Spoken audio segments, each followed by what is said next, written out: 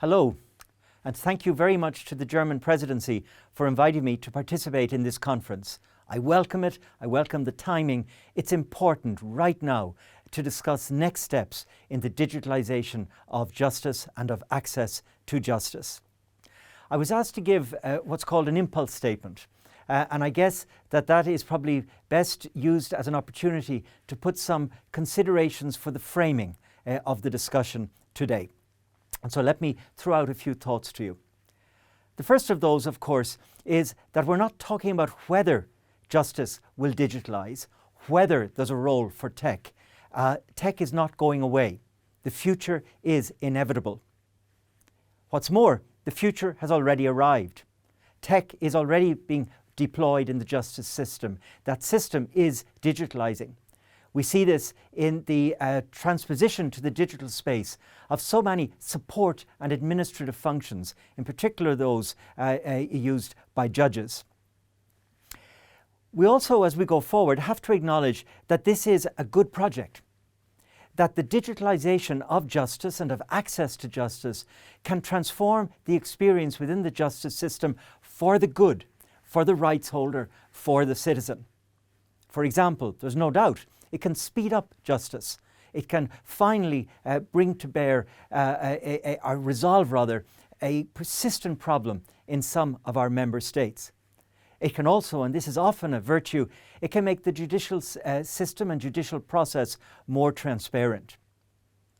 All of that said, we have to proceed with caution. We have to keep in mind always that technology is not neutral. Technology brings with it, sometimes unavoidably, considerable degrees of risk. They can all be managed, but we mustn't overlook them. For example, technology, and in particular the application of artificial intelligence, will always depend on the quality of the inputted data. People put the data in the systems, and we know, including from our research, that people can and often do make mistakes. Based on problems of the data being input and how it's valued, we can see bias in artificial intelligence systems, including those that could potentially play a role in the justice sector. And most recently, in the particular context of COVID, we've seen in the rush to go online with judicial process, we've seen some challenges.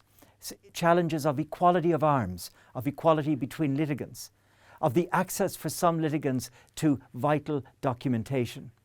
We've also been confronted by challenges to honouring such basic ethical and legal principles as privacy, dignity and respect.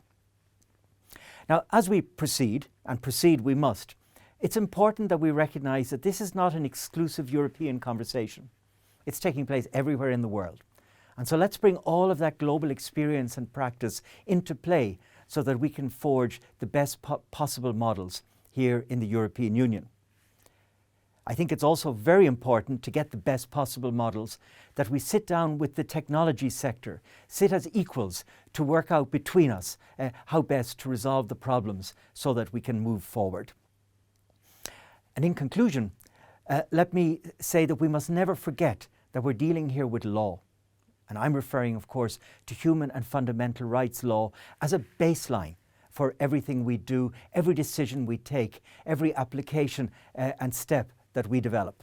It's vital that we respect all of the relevant provisions of human and fundamental rights, as applicable online as offline.